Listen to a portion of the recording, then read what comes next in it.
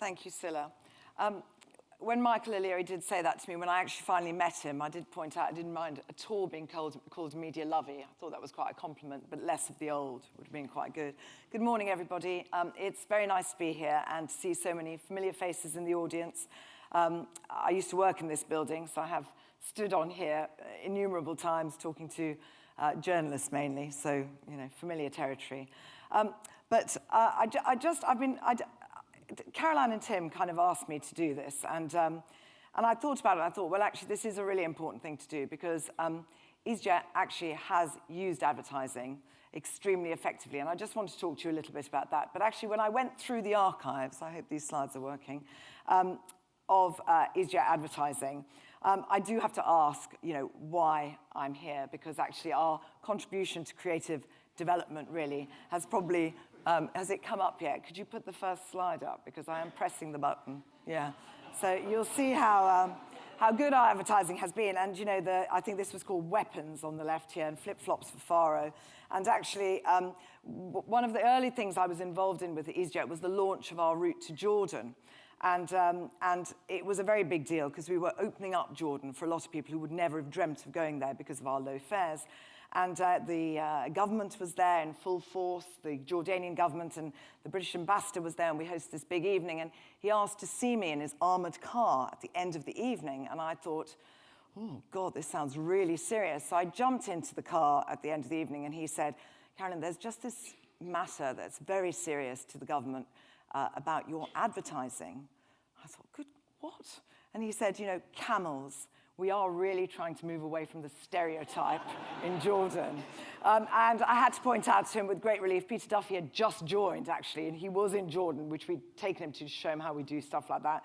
And I said, look, don't worry, we are now on a different kind of path as far as advertising and communication is concerned. So as I said, I've been asked to talk for a few minutes, 10 or 15 minutes, about our approach to brand and to communication. And I guess it could be summarized very simply as very commercial. At the heart of running a low-cost business is a philosophy that you only spend money when it is absolutely necessary or where it drives a return. And the only exception to that, the one thing we're never low-cost about, as you would expect, is safety. So what this means is that everyone at Easyjet understands that a low-cost base is absolutely essential to offering low fares. That's the reason we can offer low fares. So the airline today, as in its beginning, aims to deliver customers the lowest prices on every route we fly. That's what we really try very hard to do. Now, you may remember that our original founding principle was to make flying as cheap as buying a pair of jeans. Well, that still stands. Price is at the heart of our proposition, and that is why you rarely see a piece of communication, probably never, from Easyjet without a lead-in price. So much has changed, really, but some things haven't. So that is kind of core to the concept, really. To give you just a quick flavor of the company, I'll just describe where the majority of our people who are land-based work. This is Luton. This is Hangar 89. It truly is a hangar. We share the hangar with a couple of Airbus 320s who tend to come in and get serviced on a regular basis. You know, really, the office bit is a bit of staging at the front. It's very orange. It looks a bit like B&Q. I think when Ian joined, you know, I think he did say it looked like B&Q without the merchandise.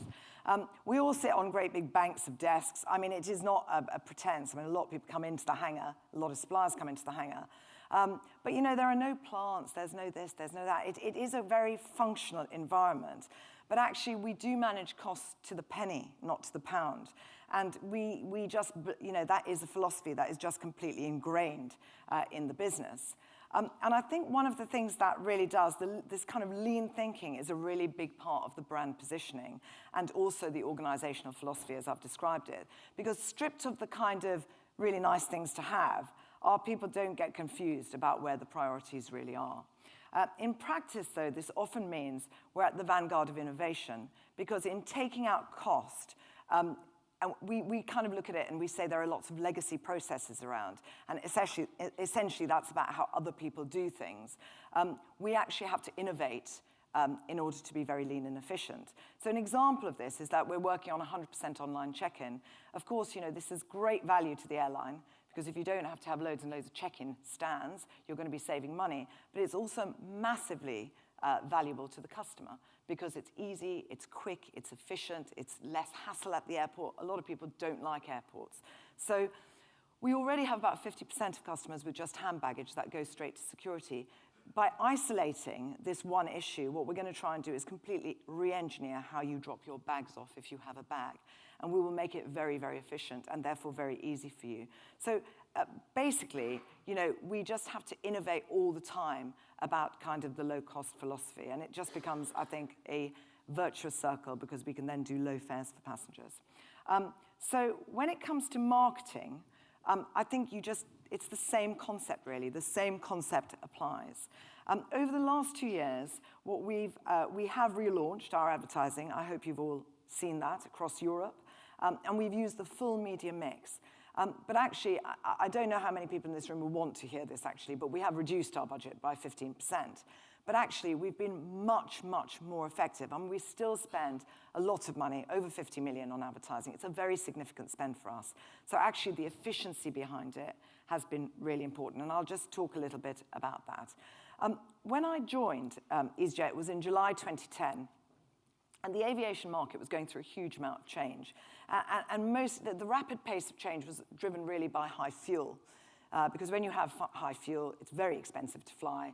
And if you're an airline that doesn't have a good balance sheet, you have quite a lot of debt, it makes it very difficult indeed for you. But a lot was changing because the legacy carriers were having to, as Gavin will know because he sits on the BA board, BA have brilliantly cut their costs. I mean, really brilliantly. And they've become much more low cost in their philosophy about short-haul flying than actually a lot of other legacy carriers. But everybody was restructuring. All the legacy carriers were coming more towards low cost.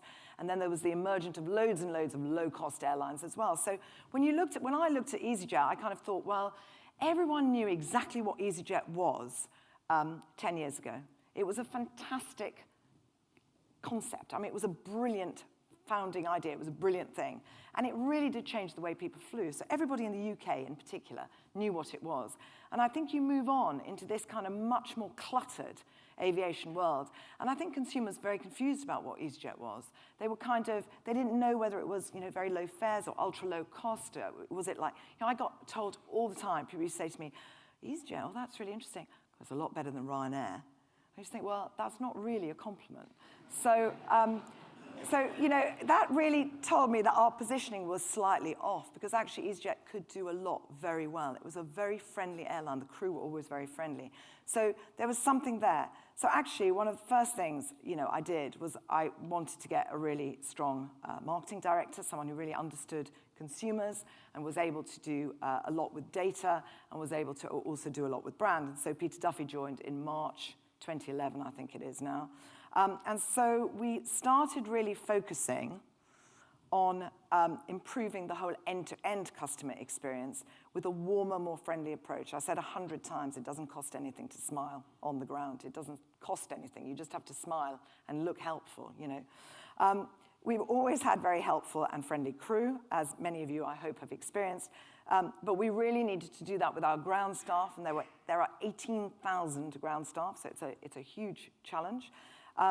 We also had to absolutely, before we did anything else, we were doing this in parallel with really pushing hard our punctuality. We had in 2010 a massive problem with what is called on-time performance. And I'm very pleased to say, it took about 9 months to fix that. But until we fixed that, we couldn't do we couldn't market really anything that was different. And our positioning was always going to suffer as a result of it. So we're now industry leading on what they call OTP, on-time performance. So once we'd fixed that, we could then start marketing all the kind of very tangible things that we had been developing. The new mobile app, which really gives passengers up-to-date, timely information, but really relevant information to them about their flights, allocated seating, and the whole business flyer proposition. So, we don't have separate classes or anything like that, but we have got a proposition that if you are flying on business, you can be very quick and very efficient. You fast track through, speedy boarding, fast track, extra leg room. There are things we can tell you about the airport. We can get your train ticket at the other end. There's all sorts of things we can just do online that makes it very easy. We do a flexi fare now, et cetera, et cetera. So we are now marketing all of those things because we are able to, because we can do it from a platform of strength. But if the main objective for us was to change people's perceptions of Easyjet from a discount brand to a consumer champion brand, then the communication with customers had to change. So essentially, our new advertising marks out a more emotional territory, which is a world apart, really, from our former price and kind of destination-focused advertising, predominantly priced. It's based on the idea of reframing the airline from simply transporting people from A to B to connecting people to great experiences all across Europe, quickly and easily. However, and more importantly, we've looked not just to transform the communication, but as I said, we've touched all of the touch points along the whole customer journey, from booking to the airport experience to how our pilots and crew actually connect and interact with passengers, has been looked at and amended. And I think the airline has really embraced the kind of new brand. They're very pleased with it. They really like it. Before this, marketing was really about media, and there was very little focus on customers. Media investment was focused on direct response, which, whilst not an unsuccessful formula, wasn't one that would change perceptions and establish a brand positioning with affinity that would drive enhanced commercial success. So, you know, I think that has been a really, really big change. And one of the things that is worth just bearing in mind as a PLC is that we have to make any changes we do in marketing in the context of a quarterly reporting period. So we have to maintain sales all the time. So we can't ever take a blip on something to trial it in order to kind of move forward in the future. That's an important context. So just a quick amount on what we actually did. Firstly, a very rigorous process of focusing on natural search and then testing and refining PPC and online display so we could drive efficiency savings without impacting overall sales. That's how we saved the money. That's how we saved millions. Secondly, a massive focus was put on our digital channels and how we could improve the level of conversion of existing traffic. So by optimizing conversions at the purchase end of our sales funnel, our media budget could be diverted to the channels that would help fill the top of the funnel. We've really done a lot, from investing in advanced content management system to mobile and modern web management techniques and tools. And a good example of this is something that was invented in-house by a very small team of people at a very low cost called Inspire Me. So if you could just play this video, it's just worth looking at because it describes it.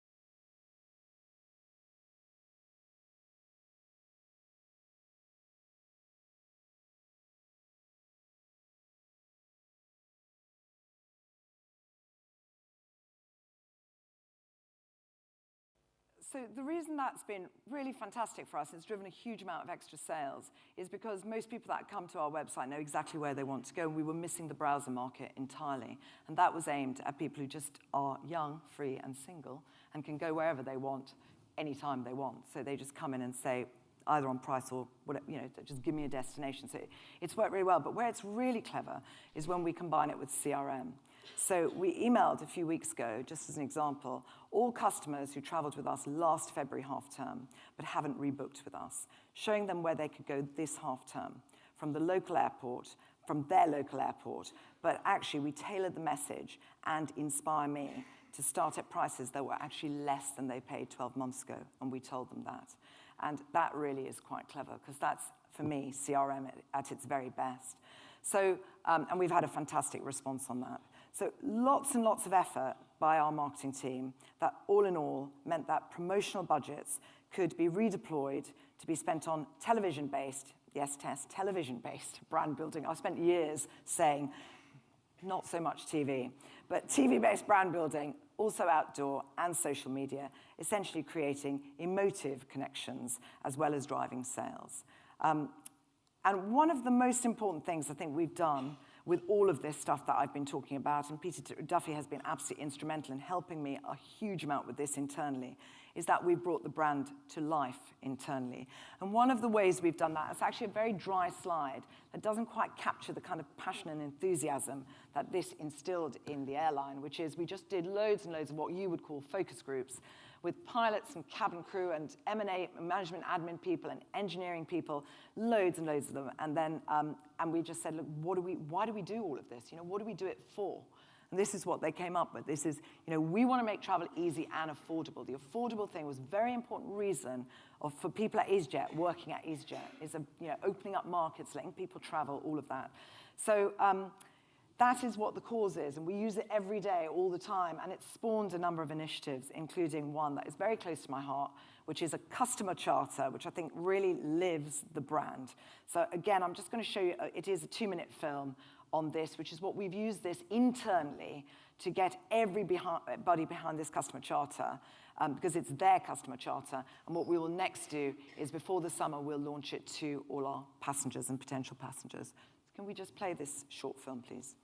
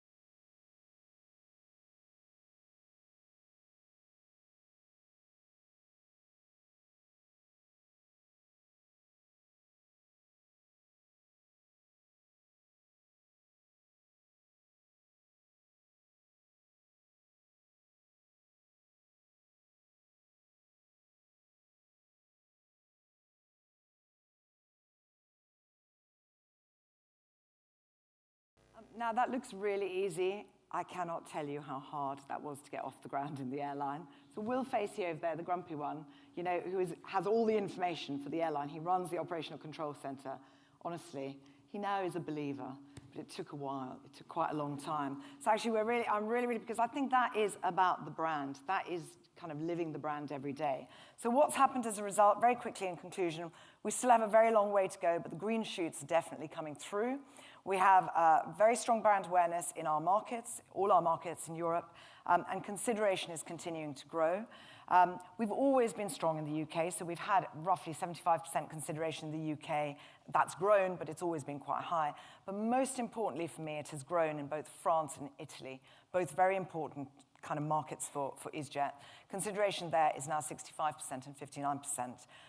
But equally important to me, 1 in 5 consumers in those markets consider Easyjet to be their first choice airline. And that compares with just a year ago, less than 1 in 10 would say that. So on smaller budgets, every media pound spent on our campaign has generated over £4 in profit. Now, when you think that Easyjet, I know we're very profitable, but we actually only make £5 profit per seat. £5 profit, and that was only this year, you know. So that is a really tangible contribution to what we do. And these stats are all great, but what really, really lets me know that this brand strategy is working is the passenger emails I now get. And I got this one very recently. I hope I can read, actually I can't read it. Ian, can you read? I've only got one lens in, actually. I have flown a simulator with one lens in, so I thought I could actually do a speech with one lens in. Would you read that out for me, please? Sorry. It's all right if I say who sent it? Say, because it's a real email, it's from Patrick. Okay, so this is from someone called Patricia Sutcliffe. I hope you do not mind me taking the liberty of emailing you direct, but I wanted to tell you how impressed I was to travel with your airline for the first time. As a frequent flyer, I've been spoilt by traveling with some of the best airlines in the world, Singapore and Emirates to name but 2. I have to admit, I've always avoided the budget airlines until last week when I found that Esp-Right, which is a Lapland holiday company, had chartered Easyjet to take us to Ivalo. I boarded the plane with my family, having been impressed at the speed of check-in and the friendliness of your staff. On board, I was pleased to find the seats comfortable and staff equally friendly, efficient and attentive. My experience has changed my mind totally, and I give you every credit in your achievements, and would like you to pass on my comments to your staff. I will now look towards Easyjet for short flights, knowing that whilst you may be a no-frills airline, you're most certainly a caring airline. Many thanks, Pat Sutcliffe. B.Ed, M.A., P.G.Dip.M., P.G.Dip.M.A., F.I.P.D. and Mensa.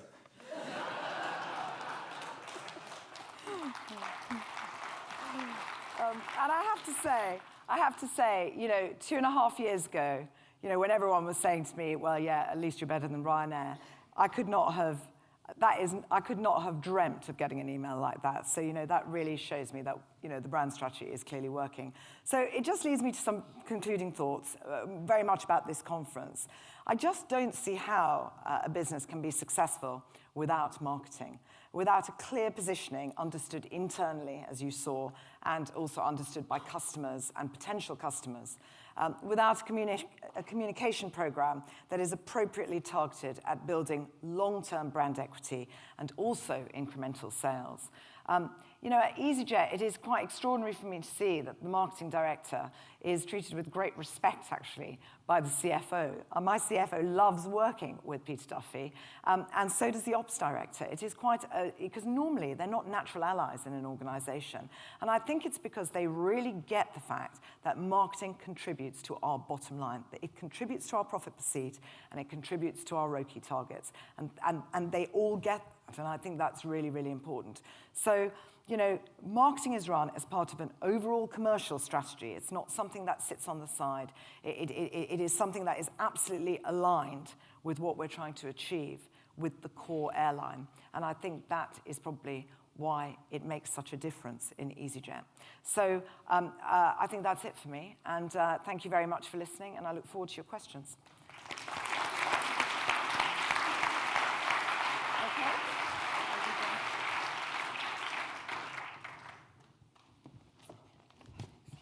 Thanks, Carolyn. Good morning.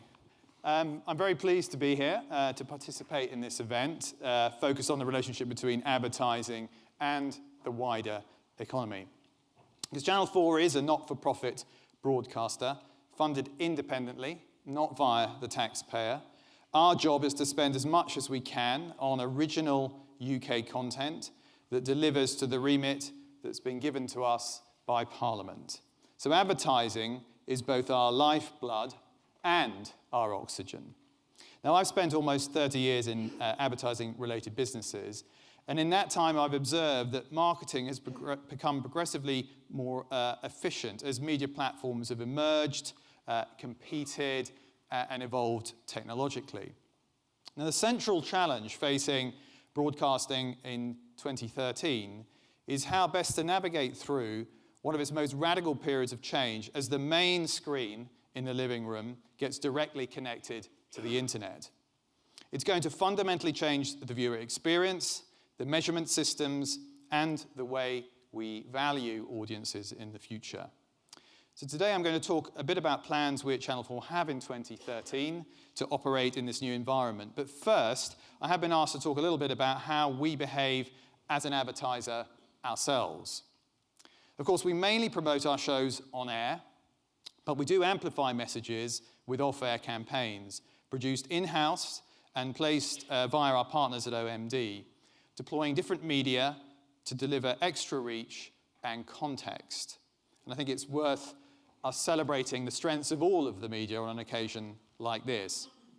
For example, shows like Funny Fortnight that we did last summer, or of course Homeland, and the Killing Fields project that we did, they all featured strikingly dramatic visual imagery that deployed posters. Now, of course, digital posters offer us as a broadcaster an opportunity to be very specific about transmission times or even very specific news stories that are going on that night, or to catch commuters on their way home for shows like Black Mirror that we also, I think it's the next slide coming up. Now, perhaps one campaign that best exemplifies our creative approach in terms of creative risk-taking was the 2012 Paralympic Games that was mentioned earlier. Channel 4's biggest ever campaign in our entire history. A hugely risky and ambitious project promoting a sport that at the time had a low public profile, and it was by no means guaranteed to attract large audiences coming straight off the Olympics. Our campaign capitalized on the end of the Olympic Games with the thanks for the warm-up cheeky poster campaign, and then we launched the critically acclaimed Superhumans poster and trailer. We ran the trailer across 78 TV channels, which was a first. We also convinced the BBC to run it at the end of the Olympics, which was another first, and over 2,000 poster sites, which generated a huge amount of interest. All of which, of course, ultimately contributed to the Paralympics reaching new heights as a sporting event and becoming one of the biggest audience events in Channel 4 history. A wonderful partnership also with BT and Sainsbury's, and a real example of how advertising was used to change perceptions and to focus an entire nation on something that really we hadn't engaged with before. As I said, each new medium has its own creative strengths. For example, to mark our 30th anniversary last year, we ran this long-form press ad, because in my view, great writing is too often neglected as a way to tell a great brand story in engaging detail. Especially, of course, when you've got Lord Grade as the star and the copywriter is a Booker Prize-nominated novelist. Now, an interesting footnote, we were a little concerned as to whether or not any of the newspapers would balk at running this ad. Thankfully, all of them took our money, apart from one. I can't mention it, but it went all pink on us, and it decided it couldn't run the ad on the grounds that it was far too rude for their delicate readers. God bless them. Now, television has remained remarkably resilient, more so than many future gazers expected. But it is going, as I said, through an exciting period of evolution in which its power to enhance brand awareness, which has been known for, is being augmented with an equal ability to connect directly with consumers. Now, after I arrived at Channel 4 in 2010, I made the observation that data was becoming the new oil in media. And since then, we have been in a major phase of building internal capacity and external connections at Channel 4 in the area of data. By the end of 2012, we have had over 6 million people registering with us, far exceeding our expectations. A staggering 1 in 3 of all 16 to 24-year-olds have now registered with us in the UK. We've been adding 10,000 registered users per day. They're able to enjoy our extensive online catch-up offer. In 2012, 4OD delivered nearly 500 million streams with over 70 hours of weekly catch-up and 5,000 hours of archive content, as well as exclusive content and recommendations for registered viewers. 4OD, an increasingly powerful platform in its own right. From the outset, we have been able and been clear with our viewers through our viewer promise that's been widely publicized about how we will use the data. And we've reminded them of the relationship between our free-to-air model, which is not for profit, and the great content that they can enjoy with us. And our experience is proving that the audience has an appetite to share information in return for great content. This year, we'll be focusing not only on increasing the sheer number of registrations, for example, rolling out our registration on platforms beyond channel4.com, but driving further engagement in content amongst registered users. We already know that 60% of 4OD views on channel4.com come from logged-in, registered users, but we wanted audiences to further reap the viewing benefits of interacting deeply and to use these greater insights to further enhance our offer to advertisers. So during 2012, we worked with a number of blue-chip clients to trial new data-led approaches to advertising.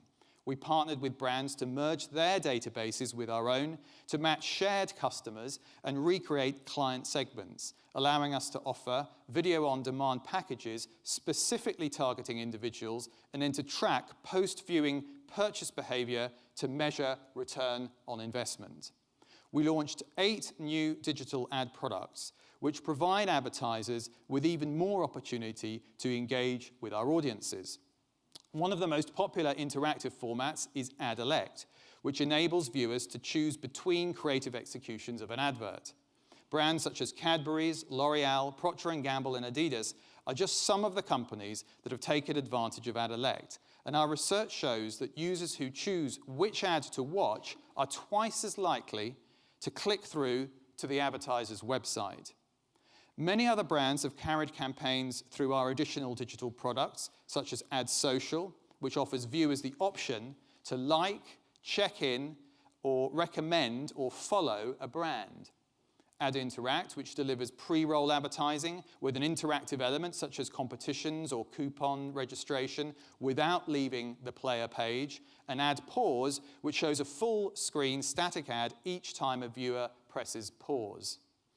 Building on this progress, in 2013, we'll be taking further steps to provide deeper insights about our audiences to advertisers through a second wave of ad innovation. So we will be in a position to start offering specific target audience groups on 4OD. For example, the targeting of known as opposed to modeled 16 to 34 adults. In short, advertisers will be able to focus on people rather than just audiences. And we will be able to exploit advertising interaction data, effectively allowing advertisers to target people known to be in specific categories based on previous user engagement and actual behavior. We want to be able to make more handshake introductions between databases, seeking to match the database we hold with information brand holders have increasingly clearly about their own consumers. And we can do this at a much deeper level than has ever been possible before because of the investments that we have been making, whilst doing so on an anonymized basis. This year, we will also launch one of our most exciting innovations to date, Adapt. This will allow advertisers for the first time to provide targeted ads to logged-on 4OD users based on their age, their gender, and their location using Channel 4's user database. This means that different people based in different parts of the country will receive a bespoke digital version of the same ad on 4OD.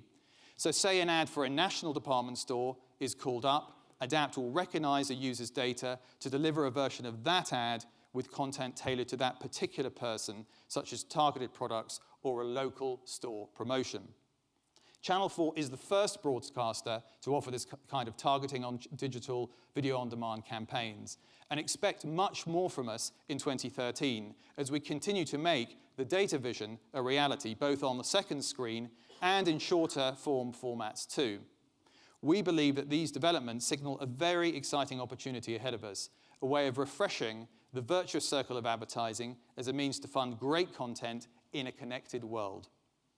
We're currently focused on on-demand viewing, but over time, as connected viewing becomes more widespread and reaches the main TV screen through products such as YouView, we believe we'll be able to roll out these innovations across the majority of TV viewing. In its first few months, YouView is already proving itself to be extremely popular with consumers who have it in their homes, and we expect it to grow at a reasonably healthy pace in 2013. What's also growing is 4/7, which launched last year and uses immediate social media reaction as a way to present the most talked about new shows from Channel 4 from the last 7 days. But all this innovation is of course exciting, but our core skills as a linear broadcaster also require us to keep investing in great content.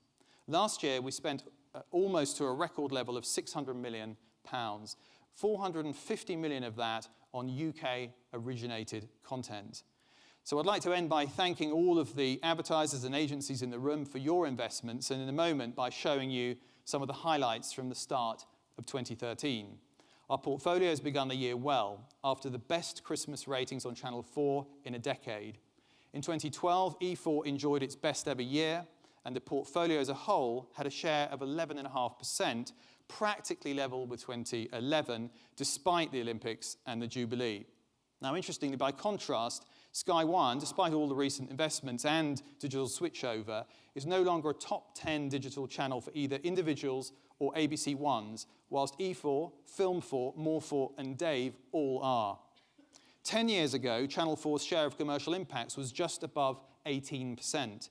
It might surprise you to learn that the Channel 4 portfolio of channels in 2012 also had a share of commercial impacts of just over 18%, a remarkably stable performance in a digital world. And through our sales partnership with UK TV and PBS, we now deliver 27% of total adult impacts in the UK. So despite all the developments of the last decade, Channel 4 is still the market leader for delivering young and light viewers with original, high-quality content. So let's now take a look at what's coming next in 2013.